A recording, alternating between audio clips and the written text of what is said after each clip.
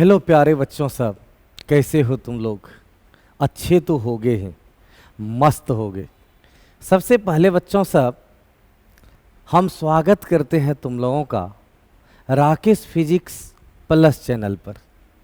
बच्चों, अब बात आती है कि राकेश फिजिक्स प्लस चैनल क्यों तुम्हारे लिए ज़रूरी है और क्यों हम इस प्लेटफॉर्म पर तुम लोगों के साथ जुड़ने के लिए आए हैं। इस सब के बारे में बच्चों ज़रूर बात करेंगे। उससे पहले बच्चों, तुम लोग एक बात जानते हो, जब तुम लोग मुस्कुराते हो ना, तब बहुत अच्छे लगते हो। सच में बच्चों, जब तुम मुस्कुराते हो ना, तब बहुत अच्छे लगते हो। तो बच्चों, मेरा एक तरह से रिक्वेस्ट है तुम लोगों से कि मुस्कुराना शुरू करो, मुस्कुराते रहो। जब तुम मुस्कुराओगे तो बच्चों हमको एक एनर्जी मिलेगी और काम करने में अच्छा लगेगा। समझे बच्चों सब? तो पहले एक बार मुस्कुरा दीजिए और मुस्कुराते हुए साथ साथ अपने दोस्तों के साथ इस क्लास को ज़रूर शेयर कीजिएगा। हाँ, आप पहले क्लास कर लीजिए, उसके बाद शेयर कीजिएगा। पहले मैं नहीं कह रहा शेयर करने के लिए। वैसे अगर बहुत सारे बच्चे इसमें जो क्लास ज्वाइन किए होंगे तो वे ऑलरेडी हमको जानते होंगे। नहीं जानते हो कोई बात नहीं, क्लास ख़त्म होते होते जान ही जाओगे हमको।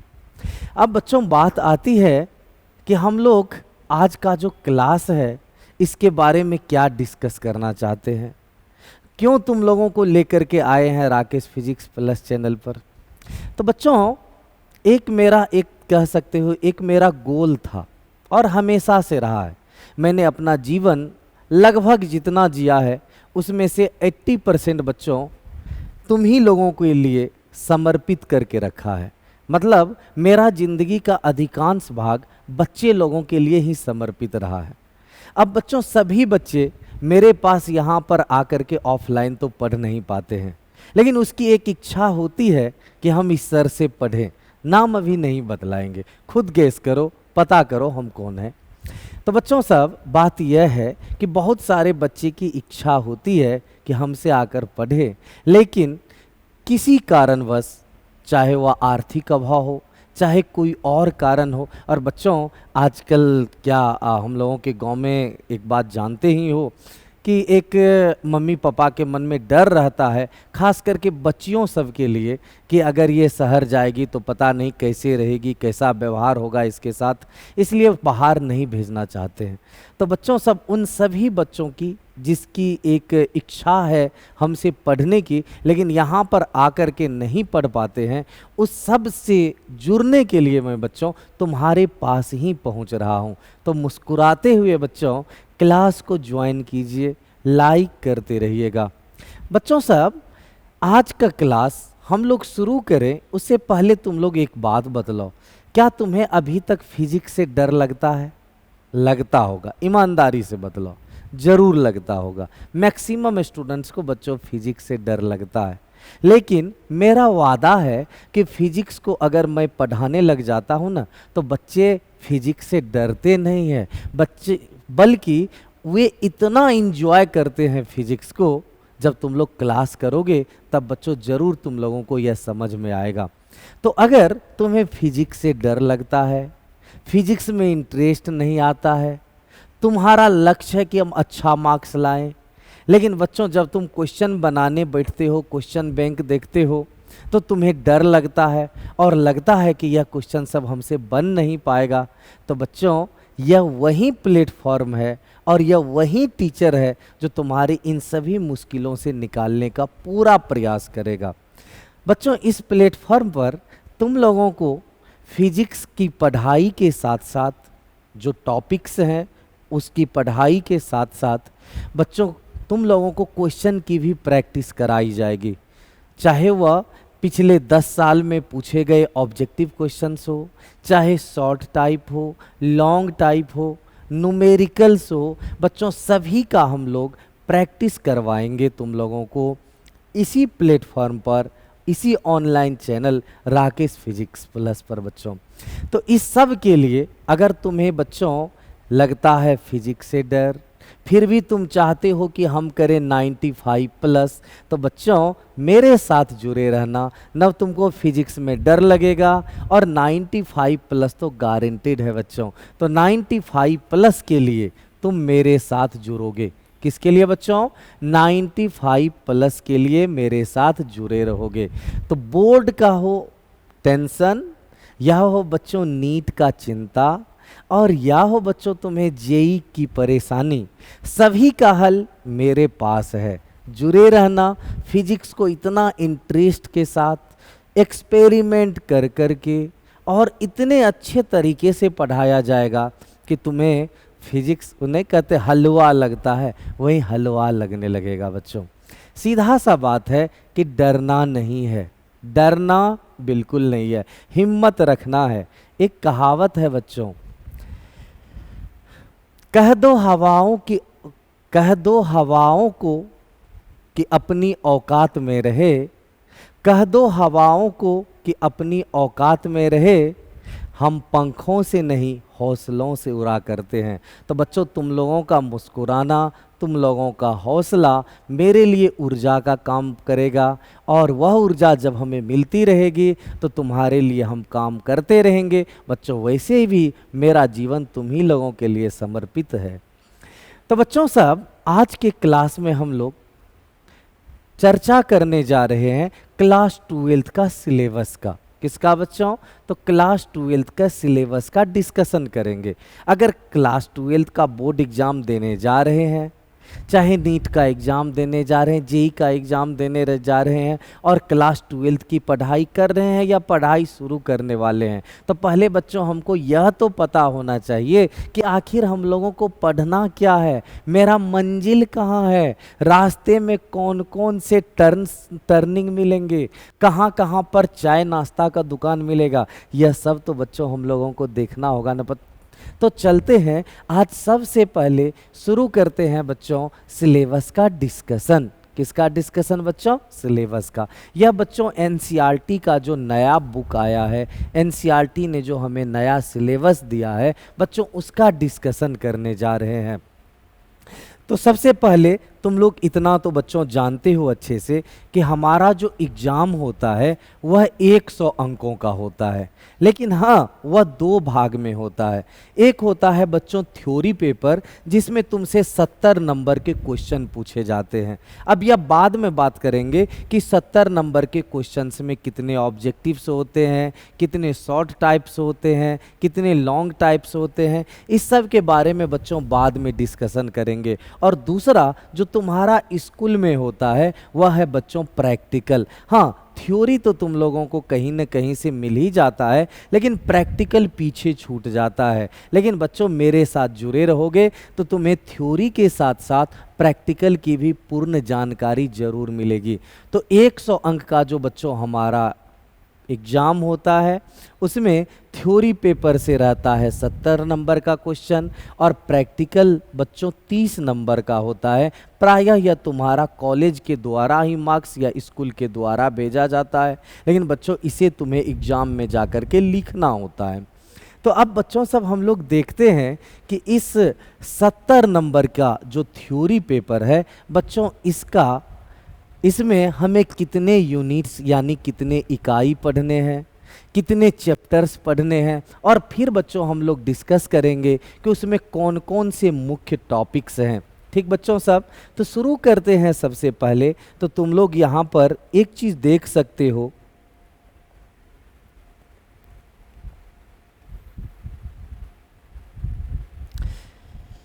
तो बच्चों सब सबसे पहले हम लोग चलते हैं, यहाँ है इकाई की संख्या, यहाँ है इकाई का नाम, इसमें बच्चों कितने चैप्टर्स हैं वह, और यहाँ पर है बच्चों मार्क्स यानी अंक।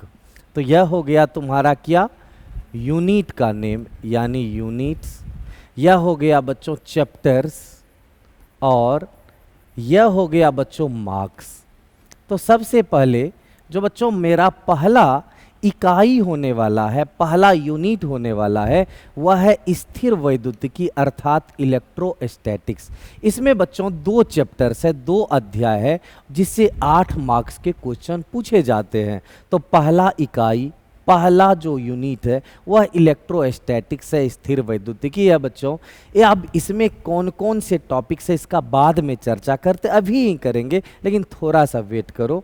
इसमें बच्चों 2 चैप्टर्स है, 1 और 2, इसमें से 8 अंक के क्वेश्चन पूछे जाते हैं। उसका बाद बच्चों दूसरा यूनिट है धारा वैद्युतिकी अर्थात करेंट इलेक्ट्रिसिटी, और इसमें एक ही चैप्टर है, एक ही अध्याय है, वह तीसरा अध्याय होगा।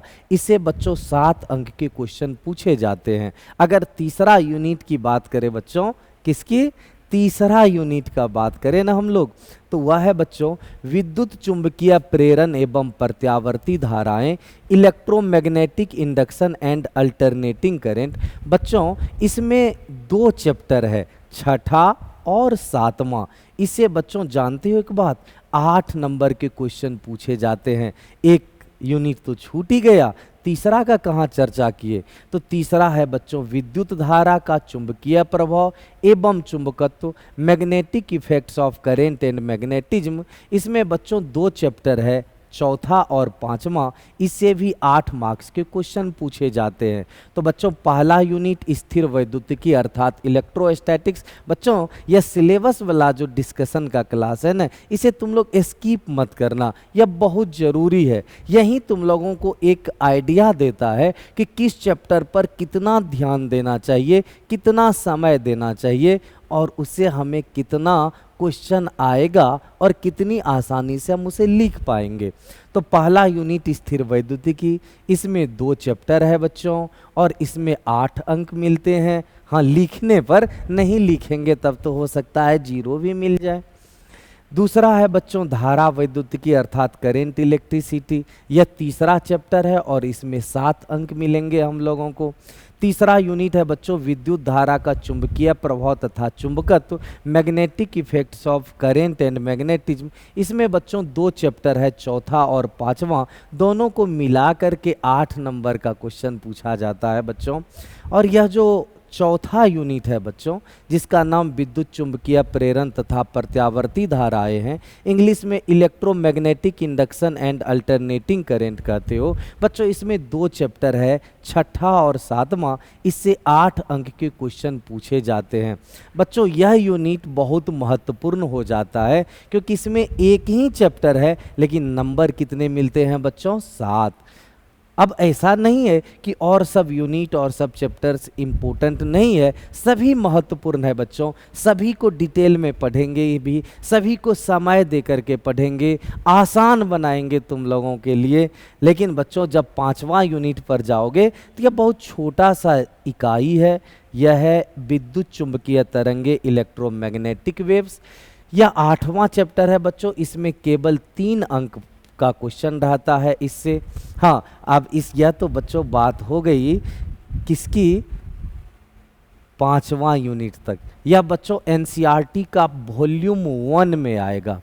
किस में आएगा, वॉल्यूम 1 में। इसके बाद बच्चों शुरू हो जाती है वॉल्यूम 2 की कहानी। तो अब देखते हैं कि एनसीईआरटी का जो वॉल्यूम 2 है बच्चों, एनसीईआरटी का जो वॉल्यूम 2 है उसमें क्या सब है। अच्छा, तुम लोगों को इसका स्क्रीनशॉट लेना था, अच्छा बिल्कुल ले सकते हो। तो हम हट जाते हैं, ले लो स्क्रीनशॉट, चिंता की बात नहीं है बच्चों। नहीं, एक बच्चा बोल रहा है कि सर आप आगे में खड़े हैं तो कैसे हम स्क्रीनशॉट लेंगे। अच्छा, अब तो ले लिया होगा। तो चलते हैं बच्चों एनसीईआरटी का सेकेंड वॉल्यूम। और सेकेंड वॉल्यूम बच्चों किस यूनिट से शुरू होता है, छठा यूनिट से। छठा यूनिट प्रकाशिकी ऑप्टिक्स, 8 क्लास में बच्चों पढ़ा होगा, लाइट यानी प्रकाश। तो बच्चों छठा यूनिट है प्रकाशिकी अर्थात ऑप्टिक्स। क्या है बच्चों, प्रकाशिकी है अर्थात ऑप्टिक्स है। और जानते हो यह ऑप्टिक्स बच्चों बहुत महत्वपूर्ण है हम लोगों के लिए, बहुत बहुत महत्वपूर्ण, समझ लो बच्चों। तो यह जो छठा यूनिट है प्रकाशिकी यानी ऑप्टिक्स, यह बहुत महत्वपूर्ण है बच्चों। इसमें 2 चैप्टर्स हैं और टोटल 14 मार्क्स के क्वेश्चन पूछे जाते हैं। समझ सकते हो, यहाँ 2 चैप्टर में ही बच्चों 14 मार्क्स है। कितना इम्पोर्टेंट चैप्टर होगा यह, समझे बात को। कौन कौन, 9वां और 10वां। नेक्स्ट है बच्चों 7वां यूनिट। द्रव्य तथा विकिरण की द्वैत प्रकृति। द्वैत मतलब होता है बच्चों दोहरी, जिसमें दो गुण हो, जिसमें दो गुण हो। तो द्रव्य तथा विकिरण की द्वैत प्रकृति, dual nature of matter and radiation. बच्चों इसमें जानते हो कि एक ही चैप्टर है और 4 अंक का क्वेश्चन पूछा जाता है। महत्वपूर्ण है, आसान है, बहुत आसान भाषा में समझाएंगे भी तुम लोगों को। और अगर बच्चों एक्सपेरिमेंट की बात करें तो इसमें भी एक्सपेरिमेंट करवाएंगे तुम लोगों को। नेक्स्ट है बच्चों जो तुम लोग केमिस्ट्री में भी पढ़ा होगा 11th क्लास में, परमाणु संरचना चैप्टर में। क्या पढ़ा होगा बच्चों? परमाणु एवं नाभिक, यानी एटम्स एंड न्यूक्लियर। एटम या एटम्स, आइटम्स मत पढ़ देना, आइटम्स नहीं पढ़ेंगे बच्चों, एटम्स है। तो परमाणु तथा नाभिक, एटम्स एवं एंड न्यूक्लियर। बच्चों इसमें 2 चैप्टर्स है और कुल 6 अंक के क्वेश्चन पूछे जाते हैं। अगला है बच्चों इलेक्ट्रॉनिक युक्तियाँ, इलेक्ट्रॉनिक डिवाइसेज। यह 14वां इकाई है, चैप्टर है बच्चों, और इससे 7 अंक के क्वेश्चन पूछे जाते हैं। यह भी बच्चों बहुत बहुत महत्वपूर्ण है। अब तुम लोग कहोगे सर इसमें क्या सब पढ़ते हैं? तुम्हारे घर में बच्चों लैपटॉप होगा, कंप्यूटर होगा, टीवी होगा, रिमोट होगा, मोबाइल चलाता है ना बच्चों, वह सब इसी में पढ़ करके तुम लोग जानोगे कि वह कैसे बनता है, कैसे काम करता है। तो इलेक्ट्रॉनिक डिवाइसेज में ही बच्चों इस सब के बारे में पढ़ते हैं। तो इस प्रकार बच्चों हम लोग देख रहे हैं कि हमारे पास जो इकाई है उसकी संख्या कितनी है? 9, और चैप्टर्स कितने हैं? 14, और कुल मार्क्स कितना हो गया बच्चों? 70। लेकिन याद रहे कि यह थ्योरी का मार्क्स है, प्रैक्टिकल में बच्चों अलग से 30 मिलते हैं, तब दोनों मिलकर के होता है 100, और हमें लाना है इसमें 95 प्लस। 95 प्लस कर सकते हो बच्चों, ला सकते हो बच्चों, वादा कर लो, ठान लो, तुम ही ला सकते हो, तुम ही कर सकते हो। तो एक बार मेरे साथ जरूर बोलो बच्चों, अब की बार 95 प्लस पार, अब की बार 95 प्लस पार, अब की बार 95 प्लस पार। समझा? उससे कम अगर मार्क्स आए तो मुंह मत दिखाना बच्चों हमको। अब बच्चों तुम लोगों को लेकर के चलते हैं आगे, ठीक ना? हाँ, इसमें एक चीज़ तुम लोगों को पहले बतला देते हैं कि पहले के सिलेबस में बच्चों एक चैप्टर हुआ करता था संचार व्यवस्था, कम्युनिकेशन सिस्टम्स, उसे हटा दिया गया है। अब बच्चों हम लोग देख लेते हैं कि कौन कौन से चैप्टर्स में कौन कौन से टॉपिक्स पढ़ने वाले हैं। इसका एक छोटा सा डिस्कशन हो जाए, अच्छा रहेगा कि नहीं रहेगा? बहुत अच्छा रहेगा। तुम लोग समोसा खाकर आया होगा, रसगुल्ला खाने के बारे में सोच रहा होगा, तो अच्छी बात है ना, समोसा तो खा लिया, रसगुल्ला अब खा लेते हैं, अच्छा रहेगा ना? नहीं, हमको नहीं चाहिए, तुम ही खाओ बच्चों। तो बात करते हैं बच्चों, अच्छा इसका भी तुम लोगों को स्क्रीनशॉट लेना है तो ले लो जल्दी से। ठीक, स्क्रीनशॉट ले लिया। तो अब बच्चों हम बढ़ जाते हैं आगे। चलिए चलते हैं बच्चों पहला इकाई के तरफ, स्थिर वैद्युतिकी, इलेक्ट्रोस्टैटिक्स, जिससे बच्चों 8 मार्क्स के क्वेश्चन पूछे जाएंगे, जिसमें 2 चैप्टर है। पहला चैप्टर है बच्चों वैद्युत आवेश तथा क्षेत्र। क्या नाम है? वैद्युत आवेश तथा क्षेत्र। तुम लोग आवेश आवेश आवेश नाम सुना होगा, धन आवेश, ऋण आवेश, प्रोटॉन पर धन आवेश होता है, इलेक्ट्रॉन पर ऋण आवेश होता है बच्चों, सब के बारे में पढ़ेंगे।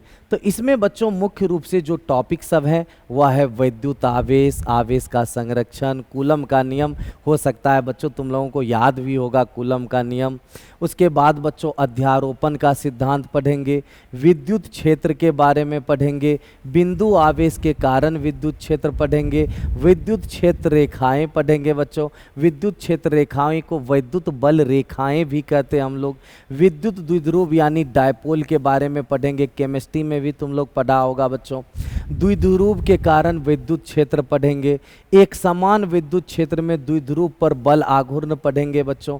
उसके बाद विद्युत फ्लक्स, और इसे कैसे भुला सकता है, यह तो सबसे इम्पोर्टेंट टॉपिक हो जाता है इस चैप्टर का बच्चों, गॉस का नियम और इसका अनुप्रयोग। अब बच्चों नेक्स्ट आ जाते हैं हम लोग दूसरा अध्याय पर। इसमें बच्चों हम लोग क्या सब पढ़ेंगे? तो सबसे पहले इस अध्याय 2 का नाम क्या है? तो पहला चैप्टर है बच्चों वैद्युत आवेश तथा क्षेत्र, दूसरा चैप्टर है बच्चों स्थिर वैद्युत विभव तथा धारिता। अच्छा, तुम लोगों के घर में एक पंखा है, पंखा में कंडेंसर लगा होगा जिसे आजकल बच्चों कैपेसिटर कहते हैं और हिंदी में उसे कहते हैं संधारित्र। तो कंडेंसर को हिंदी में संधारित्र कहते हैं बच्चों सब। इसमें क्या सब पढ़ने वाले हैं? तो इसमें सबसे पहले वैद्युत विभव के बारे में पढ़ेंगे, बिंदु आवेश के कारण विभव पढ़ेंगे, विद्युत द्विध्रुव के कारण विभव पढ़ेंगे बच्चों, समविभव पृष्ठ पढ़ेंगे। देखना कितनी बार समविभव पृष्ठ क्वेश्चन पूछा है बोर्ड के एग्जाम में। आवेशों के निकाय के कारण स्थिर वैद्युत स्थितिज ऊर्जा पढ़ेंगे। उसके बाद बच्चों चालक और विद्युत रोधी, विद्युत रोधी मतलब अचालक, तो चालक और अचालक के बारे में पढ़ेंगे।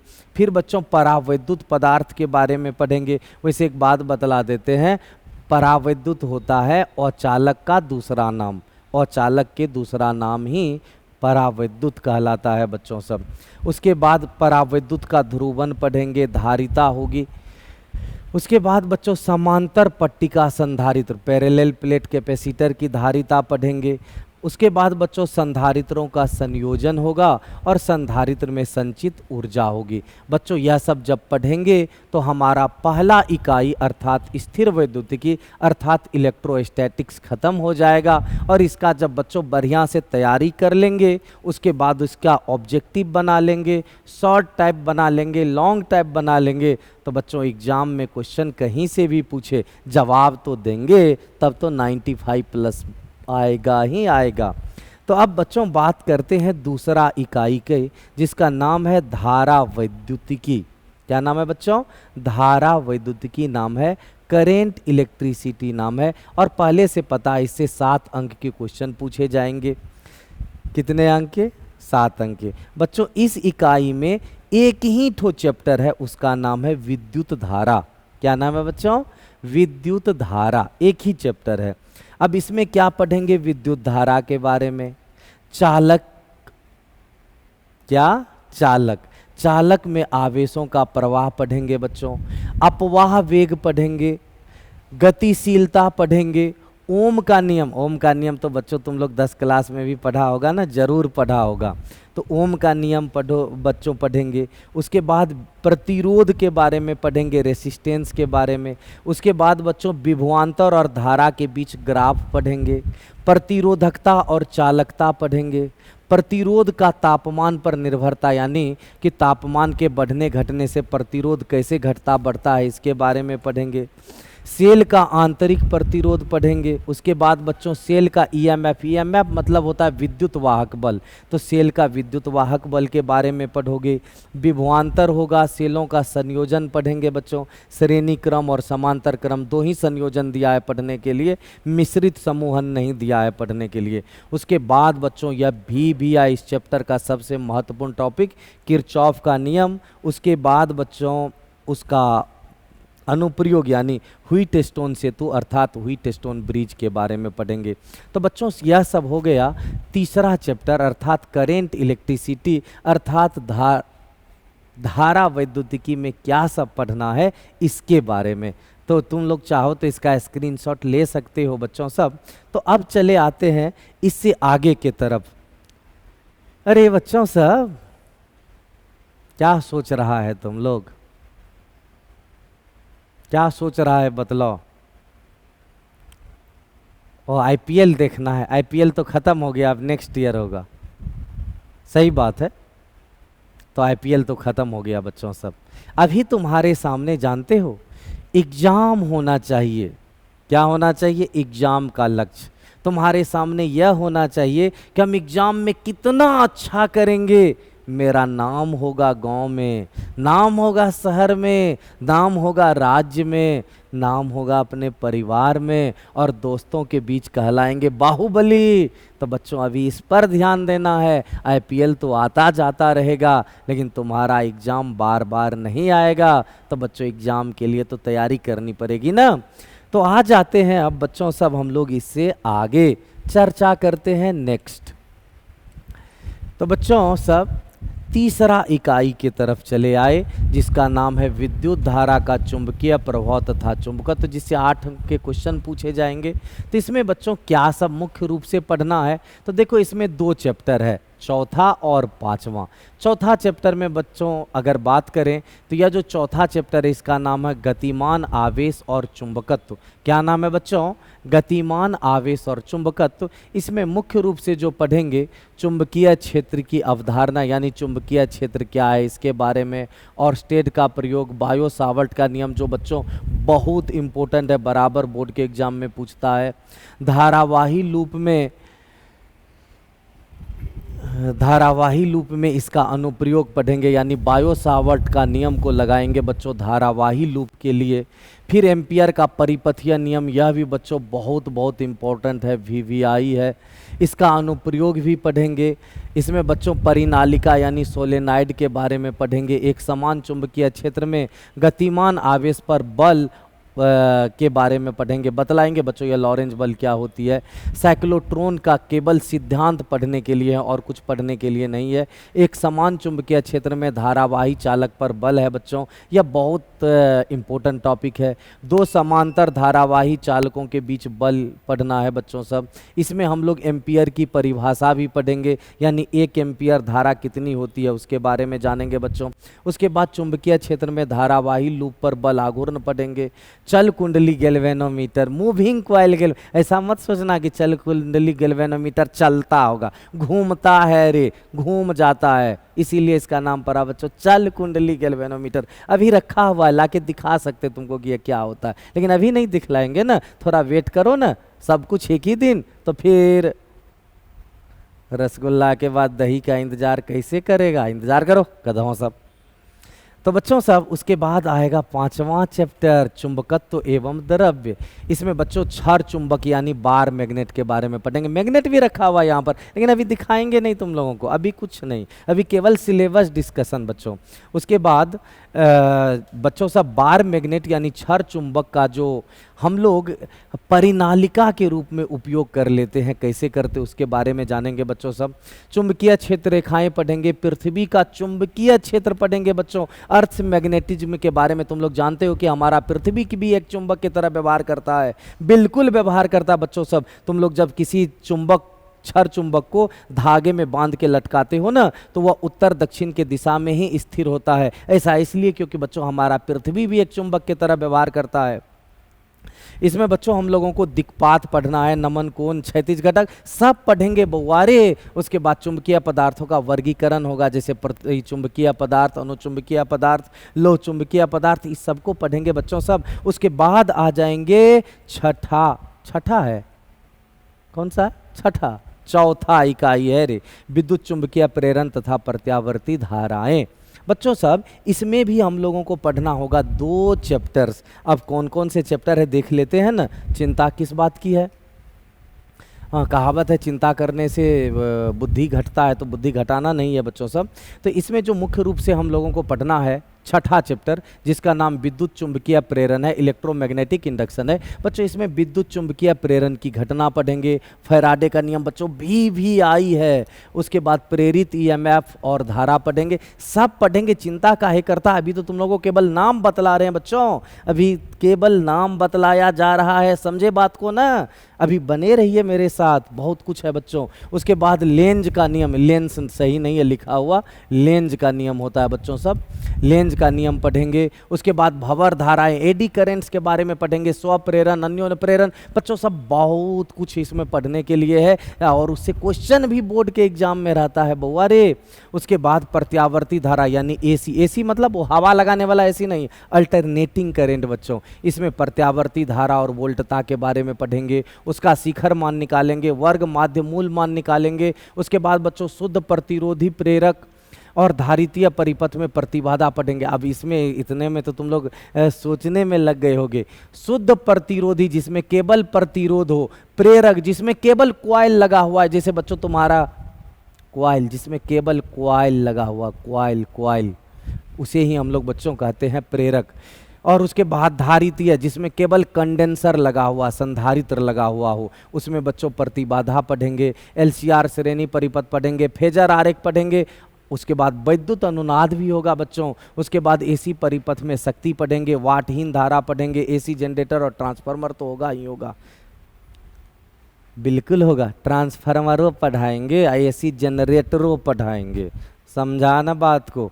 उसके बाद बच्चों आ जाते हैं 5वां इकाई की तरफ, जिसका नाम है विद्युत चुंबकीय तरंग, इलेक्ट्रोमैग्नेटिक वेव्स। छोटा सा चैप्टर है बच्चों, इसमें 3 अंक का क्वेश्चन पूछा जाता है। तो इसमें मुख्य रूप से पढ़ना है बच्चों विस्थापन धारा यानी डिस्प्लेसमेंट करंट की आवश्यकता, बिल्कुल पढ़, चिंता की बात नहीं है। इसमें बच्चों विद्युत चुंबकीय तरंगे क्या है, मतलब विद्युत चुंबकीय तरंगे की परिभाषा, उसका गुण पढ़ेंगे। विद्युत चुंबकीय स्पेक्ट्रम पढ़ेंगे, इसी में बच्चों पढ़ेंगे रेडियो तरंगे, सूक्ष्म तरंगे, अवरक तरंगे, दृश्य तरंगे, पराबैंगनी तरंगे, एक्स किरणें, गामा किरणें, यह सब का सब बच्चों को हम लोग पढ़ने वाले हैं। और उसका उपयोग भी पढ़ेंगे, तरंग दैर्घ्य भी पढ़ेंगे। तो यह सब मोबाइल में किस तरंग का उपयोग होता है, पराबैंगनी तरंग से, पराबैंगनी किरण से हमें क्या नुकसान होता है, एक्स किरण का उपयोग कहाँ कहाँ होता है, यह सब बच्चों जानने वाले हैं। और बहुत डिटेल में जानेंगे रे बउआ, जिससे कि तुम्हारा एग्जाम में एक भी क्वेश्चन ना छूटे और 95+ लेकर के आ जाओ। तो आ जाते हैं बच्चों, इससे आगे नहीं चलना चाहिए। स्क्रीनशॉट लेना है तो फटाफट ले लो।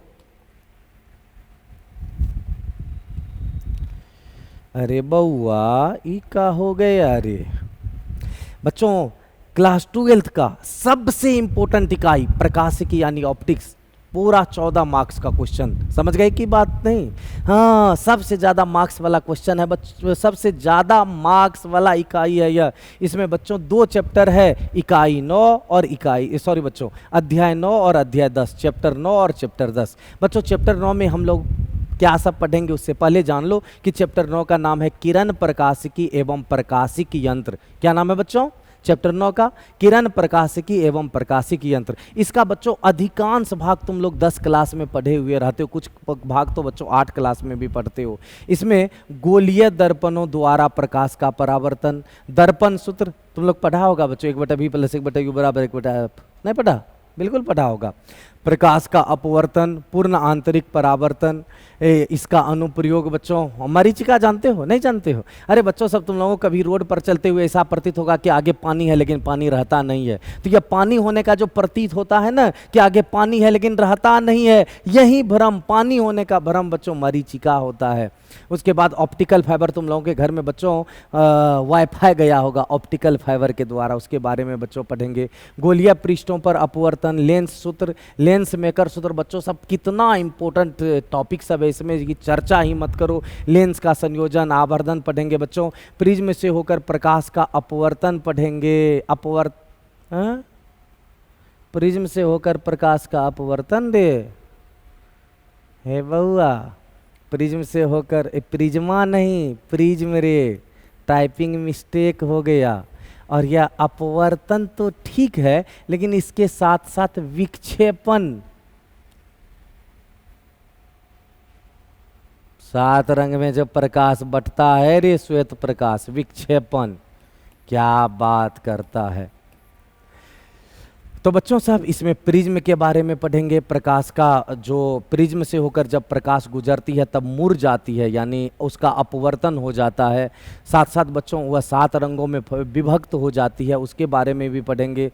प्रकाशिकी यंत्र पढ़ेंगे बच्चों, इसमें खास करके जैसे मानव आँख और सूक्ष्मदर्शी और बच्चों दूरदर्शी, इस सब के बारे में पढ़ेंगे। उसके बाद बच्चों चले आएंगे 10वां चैप्टर पर जो है तरंग प्रकाशिकी यानी वेव ऑप्टिक्स। इसमें सबसे पहले बच्चों तरंगाग्र वेव फ्रंट के बारे में पढ़ेंगे। हाइजेंस नहीं होता, हाइगेंस होता है, हाइगेन होता है बच्चों।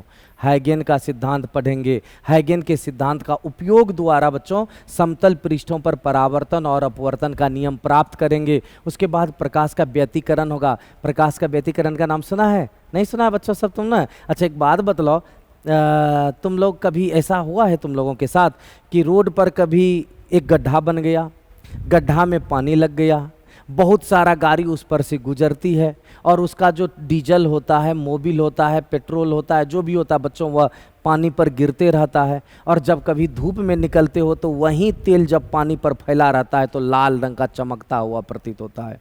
पहले ज़माने में बच्चों सब कैसेट का रील आता था, रील कैसेट का रील, वह रील अलग अलग डायरेक्शन से देखता तो अलग अलग रंगों में चमकता हुआ प्रतीत होता। बच्चों वह व्यतिकरण के कारण ही होता है। यंग का द्विझिरी प्रयोग पढ़ेंगे बच्चों। फ्रिंज की चौड़ाई के लिए व्यंजक, यह सब बच्चों भी आई टॉपिक सब है। उसके बाद प्रकाश का विवर्तन होगा।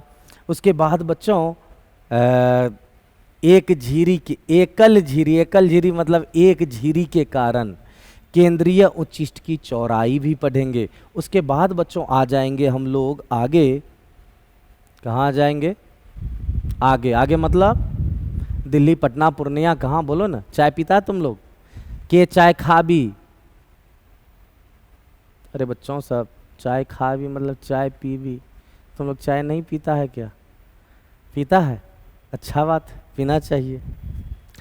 तो बच्चों सब नेक्स्ट आ जाते हैं हम लोग इकाई कितना के तरफ? 7 के तरफ। और इकाई 7 क्या बात है।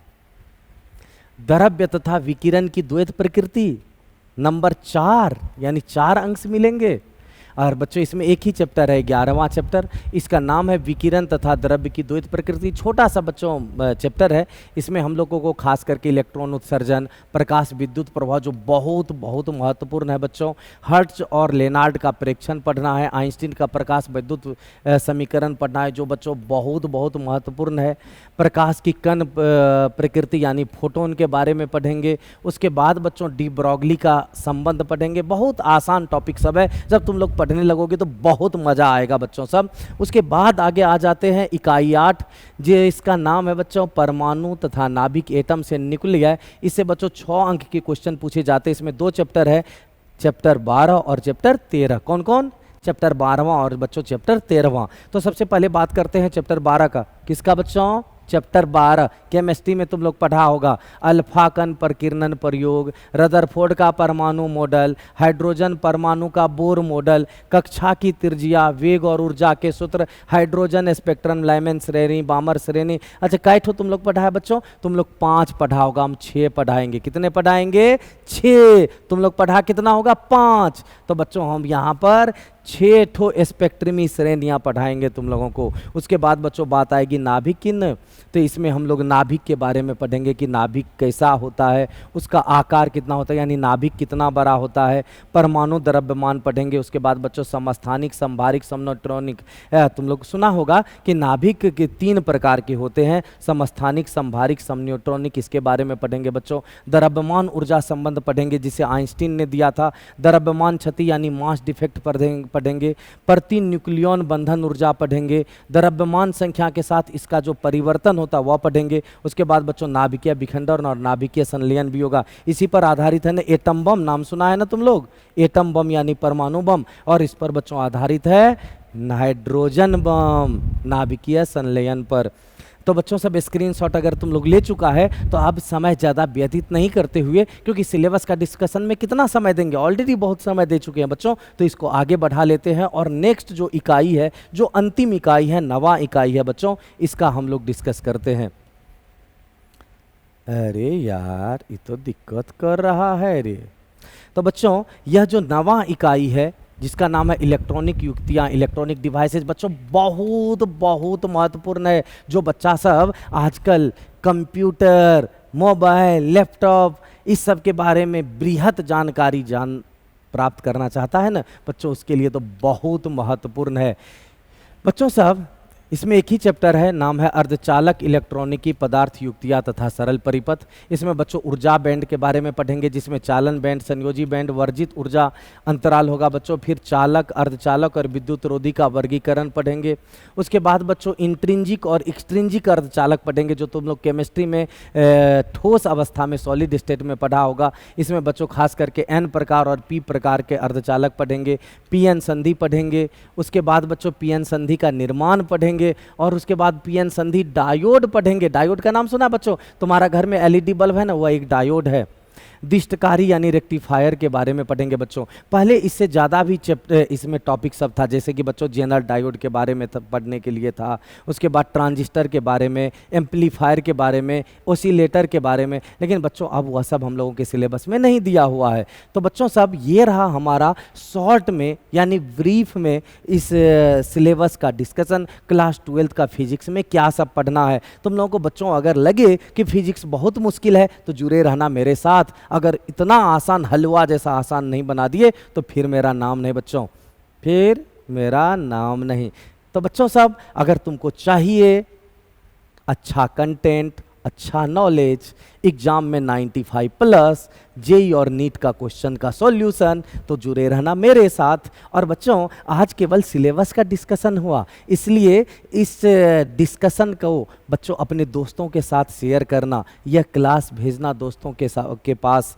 और इतना ही नहीं बच्चों, लाइक भी करना, सब्सक्राइब भी करना। और बच्चों तुम्हें अगर फिजिक्स को आसान बनाना है, हलवा बना के खाना है, तो बच्चों जुड़े रहना मेरे साथ। नेक्स्ट क्लास होने वाला है पहला इकाई का, स्थिर वैद्युतिकी का, इलेक्ट्रोस्टैटिक्स का। बच्चों वह होगा बहुत बहुत इंटरेस्टिंग, और उसमें भी बच्चों हम आएंगे एक्सपेरिमेंट के साथ। बहुत सारा प्रैक्टिकल होगा, बहुत सारा एक्सपेरिमेंट होगा, और सीधा बैठा दिया जाएगा तुम्हारा दिमाग में। तो बच्चों नेक्स्ट क्लास के लिए वेट करते रहना, बेल आइकन बजा के रखना कि जैसे ही क्लास शुरू हो सीधा तुम्हारे पास पहुंच जाए। समझे बच्चों? तो मिलते हैं फिर से। आप लोगों ने क्लास ज्वाइन किया इसके लिए थैंक यू, बाय बाय।